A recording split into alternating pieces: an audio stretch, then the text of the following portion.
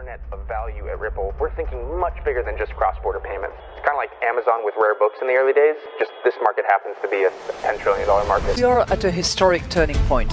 Said in the past that you are doing for money what email did for communication. Moving the whole revolution forward. Take on it. There's trillions of dollars parked around the world. XRP. Is there a possibility that Ripple could take over Swift one day? Welcome back, ladies and gentlemen, to another episode of 24 Hour Script. Let's get right into today's video. This one is going to put a big smile on your face. We got a press release from the BIS yesterday.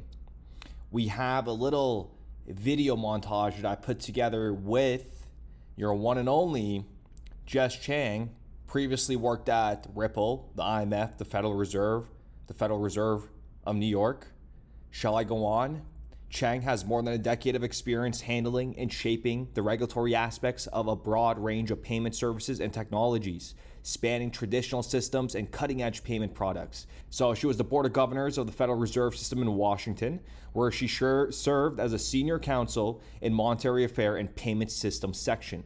While there, Cheng was at the forefront of payments rulemaking, including with respect to debit card interchange fees and instant payments, as well as oversight of the FedNow service. And if you guys recall this picture with Brad Garlinghouse, Jess Cheng, individuals from the DTCC, Accenture, Christine Lagarde, when she was still ahead of ECB, long in the making. And we're going to go over today the ISO 20022 implementation, what the BIS is saying. But first, I know everyone's talking about it, so I don't want to start with it right away.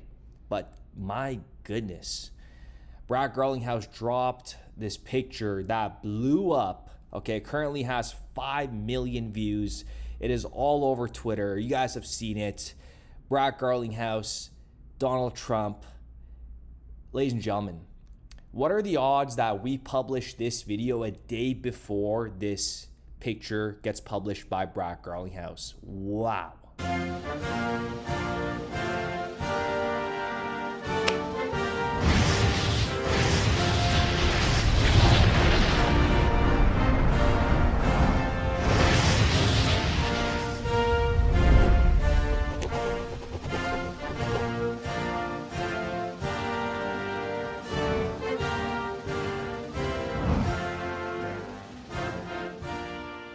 That is truly incredible. You know, when you've been following Ripple and this whole crypto ecosystem for so long, the writing's on the wall. And don't even get me started with the picture frame. Are you absolutely kidding me? Was this like a pre-planned, like he knew there was going to be a photo taken and that's why he kind of tweeted this out, saluting to the XRP community, saying all boats will rise? Ladies and gentlemen, we're going to make an SLT video. If you guys are not into SLT, that's the salute coin on the XRP ledger. The link is in the description down below. Join the Telegram. I'll see you guys in there. But when we hit $100 million market cap, don't say we didn't warn you, okay? Things are about to get absolutely crazy. So let's get into the most important part right here. BIS CPMI takes further steps to promote ISO 20022 harmonization for enhanced cross-border payments. And if you guys recall the CPMI, I'll get who's involved. The CPMI to promote and support industry efforts to develop global ISO 20022 market practice guidelines for fast payments based on the harmonized data requirements. And also the information we're going over right now, your average person cannot sit through because it is extremely boring. And the individuals that have been following us for the past 5 years documenting this, this is why it's truly deserved and everybody will be rewarded handsomely, because this is not something that your average person can sit through and actually indulge and not get bored, okay? Before I get more into the ISO 20022 with Ripple, the BIS, let's set the tone. What I talked about, Jess Cheng, right? Take a listen to this, okay? Just take a listen to this, and this is going to complement perfectly with what we're about to present here. And Beta Bank bridge that missing link between them. As a practical matter, it might be hard to find a common account holder that happens to have accounts in Brazil and in Thailand. But what if Alpha Bank happened to hold some XRP? And what if Beta Bank were willing to accept to receive some XRP? So Their XRP balances are recorded on a distributed ledger. So this is virtual currency balances recorded on the Ripple consensus ledger. For cryptocurrency to work, we need a record of every transaction that occurs. These are recorded in what's called a distributed ledger. Their XRP balances are recorded on a distributed ledger. I'm a consensus of shared and synchronized digital data spread across multiple platforms from Shanghai to Grenada. Matter, it might be hard to find a common account holder that happens to have accounts in Brazil and in Thailand. Each day I'm closer to being cash of the future, not in your wallet, I'm in your computer. Those two banks, Alpha Bank and Beta Bank, could agree as a commercial matter that Beta Bank has received full payment from Alpha Bank in connection with the Alpha Corp to Beta Corp payment upon a transfer of a certain amount of XRP from Alpha Bank to Beta Bank. Oh, yeah. When you use the currency, the transaction is recorded in the ledger. I can dig it. And in determining the exact amount of the XRP to be transferred, Alpha Bank and Beta Bank are implicitly agreeing to an exchange rate. So, for example, Beta Bank would view this amount as the XRP it's willing to receive in exchange for that Thai bot payment that's on paying to Beta Corp. It's absolutely incredible. Let me know what you guys think of that montage, but that just had my toes curl. Okay, so further on, the CPMI, right? The Committee, Payments, and Market Infrastructure. This is what they're referring to, and ISO 20022. Okay, you guys know who's a part of this: CLS, MasterCard, Ripple, RTGS, Swift. They're all in this together. They're all working together. Deutsche Bank, remember the Internet of Value, the whole concept of Ripple. Cross-border Payment Interoperability and Extension Task Force. And if we go into what they said, how they're going to roll this out, okay, the support, maintenance, and encourage global adoption of the harmonized data requirements, the CPMI will establish a joint panel with members from ISO 20022 global market practice groups. And then they're going to start early 2025, and this is supposed to be fully rolled out by 2027 as per what they're saying here. The CPMI will continue to engage with payment system operators and payment service providers to encourage them to implement the harmonized data requirements by the end of 2027. And if you guys remember what Ms. Sultani said from Ripple, I'm going to play it in a second, but it goes hand in hand with how they're correlated here, right? So we have a PDF from January of last year, the IMF, the World Bank, the CPMI, Ripple is a part of, closed door meetings that we're not going to hear about. And goddamn, can you imagine what they talked about here? I could already, you know what? I think I got the leaked phone conversation here. It's about the future. XRP and Ripple's on-demand liquidity solution, it's gonna change the game. It's gonna make money move like never before. Trillions of dollars, can you believe it? It's gonna be amazing. It's gonna be tremendous. It's gonna be fantastic. So that's the little wiretap that I had going on the conversation after Trump got out of the meeting room. Okay, so again, that's just a little bit of it. Let me know what you guys think, but I can, XRP was talked about. That's a fact. Okay, I could just picture Trump saying, so tell me something. Well, I can't do the act. I can't do a Trump tone, but, tell me something about XRP, kind of thing. What do you guys got working here? And wait until the next video about escrow. So Trump aside, okay, listen to what was said here, right? So examples of a multilateral platform features. And if you guys remember what that video, right? Multi-platform. Look at these features that, they might have, they should have. Liquidity management, payment messaging, compliance and data processing, clearing including netting, settlement, and FX, right? Like Ripple provides all of that on a highly regulated level. And if you listen to what they said here, wow, listen to this. Multilateral platforms may reduce funding costs in multiple currencies. Funding cross-border payments is generally costly because PSPs need to hold sufficient liquidity in all the currencies in which they transact. If you think about the number of different currencies and how much liquidity needs to be available to make those transactions, it becomes less and less efficient. And liquidity is sort of the secret sauce to making that work. Because there simply often isn't enough liquidity there. And when I say liquidity, what I mean is depth of the market. It means that if I want to now send 100 Swiss francs, maybe I'll find 100 Swiss francs for pounds. Maybe I'll find a counterparty. But if I want to send 100 million, I may not find a counterparty. So there isn't enough liquidity, maybe, between Swiss francs and pounds for me to send $100 million every day. But there may be more liquidity if we pool all of our liquidity into one type of currency. Once you pool all that liquidity, you can create more efficient pricing structures. Automated market makers, I think, will help improve that liquidity because they can capture a long tail of assets better than technologies like order books can. Funding, and instead, you can use a digital asset to have global liquidity on demand. Because an efficient digital asset can really solve some of the key problems in global liquidity. If with a really efficient digital asset, something like XRP, again, that's what we believe will be the most efficient, you can now reduce trillions and trillions of capital from being tied up.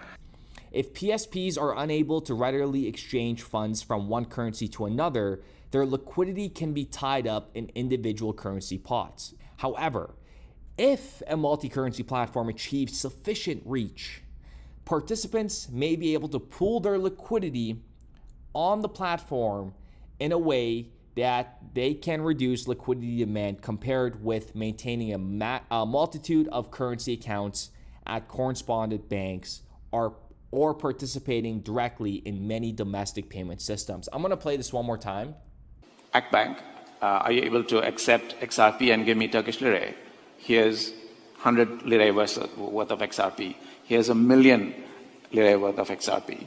And instantly that can be settled without having to hold balances. So that's the holy grail. That's the ultimate end goal that we're aiming for. Then they go, I want to do this in 100 countries, but I can't hold currencies in 100 countries. Well, guess what? You got XRP. So it's a phased strategy. Ladies and gentlemen, we're in 2024. Ripple has deeply penetrated these NGOs, these governmental organizations, financial institutions. It's like they're speaking in their language. It's done. Okay, so when I say XRP to $100 by 2030, you do understand I'm being conservative, right? Do you understand what's going to happen from now until 2030? My goodness. And then getting into this whole payment seg member list, okay, and registration management group member list. This is the ISO 20022 Universal Financial Industry Messaging Scheme. Listen to what Ms. Saltani says here from Ripple, and then I'll give you a little quick breakdown of what this means, because we have Ripple a part of this, right? We have MasterCard a part of this. We have the Modulu Foundation a part of this, which they're all working directly or indirectly. That is a fact, okay? That has all been discovered on this channel.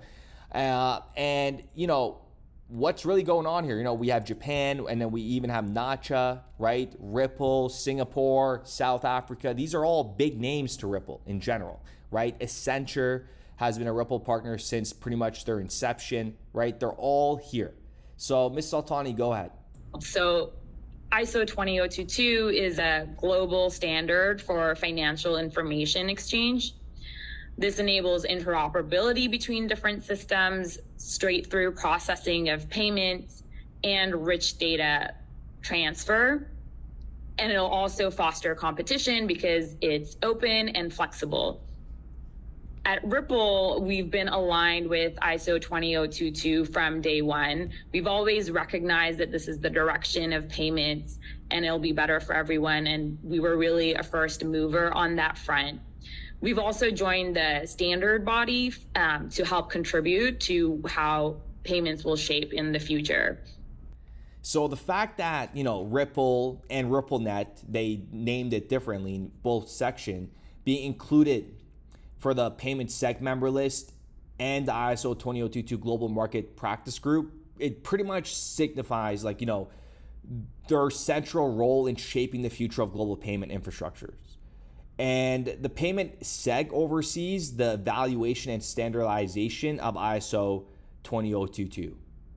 And, you know, like once they position XRP as that key liquidity bridge, I wonder what the world is going to wake up and what they're going to say, right? And especially now with you have the BIS announcing the creation of a joint panel under the CPMI to support the ISO 20022 adoption starting in early 2025.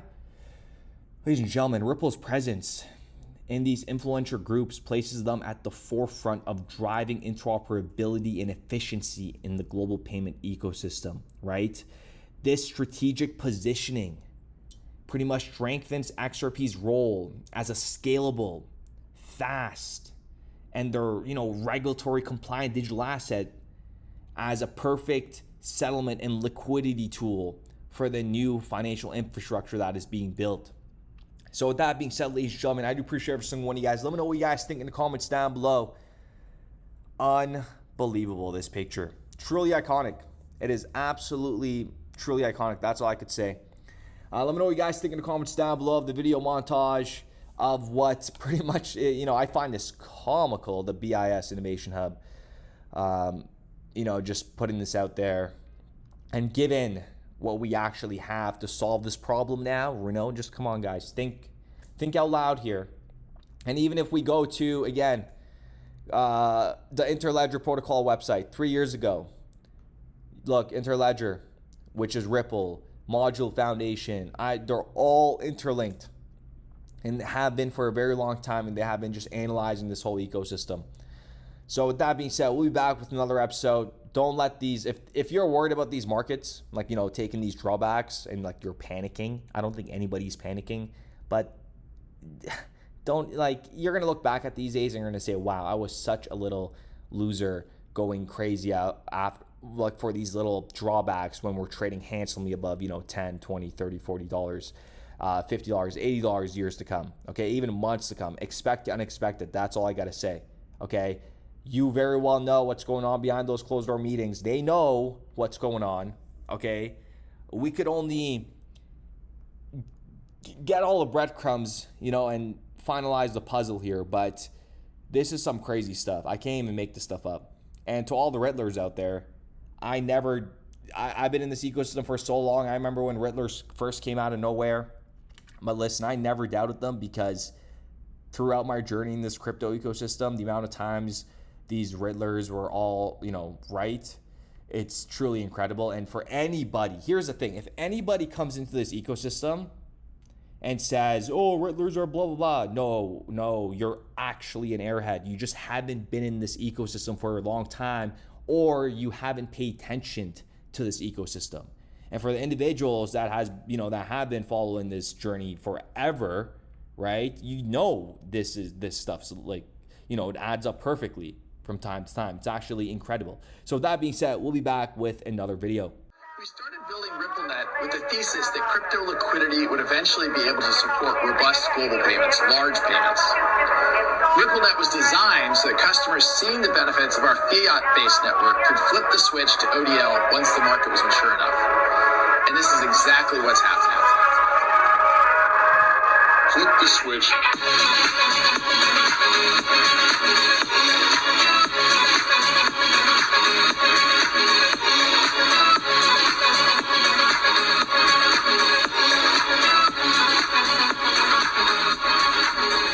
I think what we're building has, it's solving a real problem. And I think all of the tokens, my advice to anybody would be, understand the utility. If there's real utility and there's real value being delivered to a real customer, there will be value in the token.